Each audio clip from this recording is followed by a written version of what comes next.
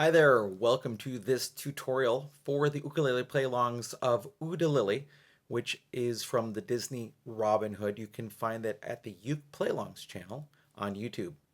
What we're going to do in this video is first of all talk about the chords you need for GCEA soprano concert tenor ukulele. Then we'll talk about the chords you need for DGBE baritone ukulele. And then we'll talk about strumming and picking. If you want to support the work on this channel, there are three things you can do. First of all, you can like this video. Second, you can subscribe to my two channels, both the Uke Play-alongs channel on YouTube and the UkeStuff channel on YouTube. And third, you can always buy me a cup of coffee to say thank you for making this content at www.buymeacoffee.com/UkeStuff. All right, let's begin with the chords you need for GCEA soprano concert or tenor ukulele. First, you'll need the D chord. Now, there are a number of ways you can play the D chord. I like to play the D chord like this. I put my first finger at the top of the third string, second fret, and my other two fingers around it, making sort of a G7 shape in that same fret area for D. Now, the books all show you fingers 1, 2, and 3 in a row. That works. You may want to use 2, 3, 4 in a row. That works as well. You may want to use two fingers where you cover strings 4 and 3 with one finger and then string 2 with the second finger. Or you may want to bend your ring finger like that, cover strings 4, 3, and 2, leaving string 1 open.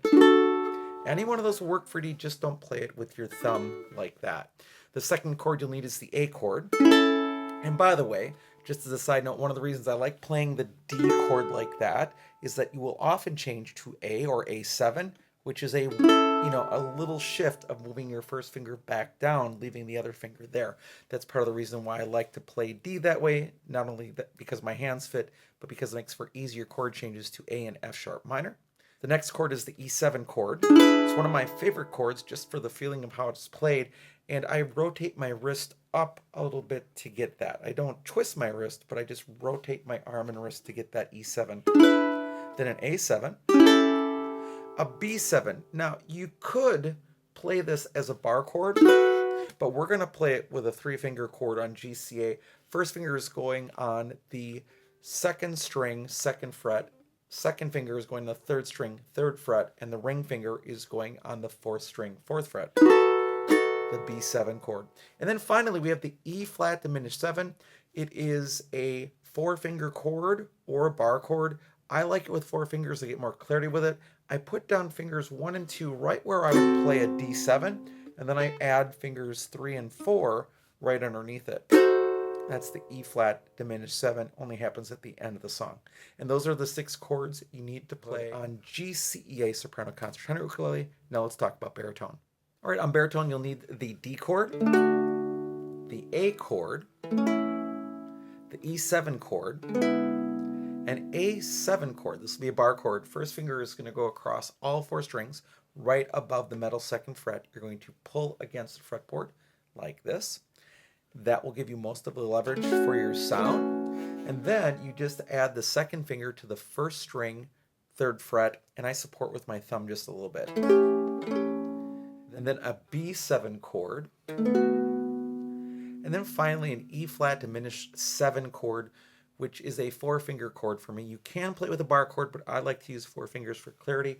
I put fingers 1 and 2 on strings 4 and 2 at the first fret, and then I put down the other 2 fingers. That's the E flat diminished 7. Now let's talk about strumming. Now, as it comes to strumming, please keep in mind that there was no ukulele in the original version of this song, so therefore there is not one single right answer. And even if you're playing baritone ukulele, even though you may have the top 4 strings of the guitar, which was used to play the song, you're missing the bottom 2 strings of a guitar, which are really important in what the guitar player is doing. So we're going to approximate this on ukulele. However, I do want you to keep in mind that there are a bunch of answers here. You don't have to do what I'm going to do. You can do something else that you like as long as it works with the song. So here are the rules for strumming. The first one is play the right chord at the right time. The second is keep a steady beat, whether you're playing by yourself or you're playing with the video. And third, make sure that whatever you're doing sort of matches the style of the music, because there are some strumming patterns that just aren't going to work. Now, what you're hearing on the guitar is an alternating bass line between the bottom 2 strings of the guitar, and we can't quite replicate that on the ukulele. So if you want to replicate what the guitar is doing, the closest thing you're going to get to on the ukulele is to alternate between strings 3 and 4 with your thumb. And in between those, you'll do a down strum, either with one finger or with all 4 fingers. So like this.